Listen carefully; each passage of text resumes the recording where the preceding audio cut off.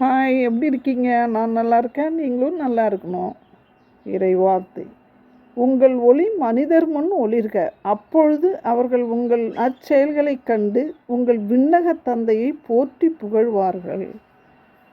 ஒரு தரம் mother Teresa கல்கத்தாவில் ரோட்டில் போயிட்டு இருக்கும்பொழுது அந்த ரோட்டு ஓரத்தில் ஒரு தொழுநோயாளி ரொம்ப புண்ணும் சீழும் ரத்தமாக வடிஞ்சு கிடக்க உட்கார்ந்தாராம். அதை இவங்க பார்த்துட்டு போய் அந்த காட்டன் மருந்தெல்லாம் எடுத்துகிட்டு போய் கிட்ட உட்காந்து அதை தொடச்சி க்ளீன் பண்ணிக்கிட்டு இருக்கும்பொழுது ஒரு முஸ்லீம் வந்து பார்த்துட்டே வந்து சொல்கிறாராம், இயேசு இறைவாக்கினர் மட்டும்தான் நான் நினச்சேன், உண்மையாலும் கடவுள் என்பதை உங்கள் மூலியமாக நான் பார்க்குறேன்னு சொன்னாராம்.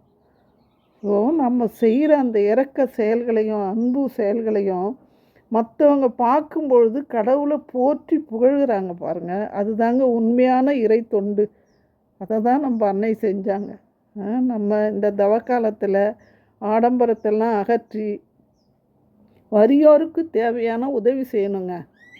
பாவம் செய்ய நேர்ந்தாலும் அதை தவிர்த்து கடவுளோடு இணைந்து மன்னிப்பு கேட்கணும். நம்ம செஞ்ச பாவத்துக்கு பசியுற்றோருக்கு உணவு அளிக்கணும், உடை இல்லாதவங்களுக்கு உடை கொடுக்கணும்.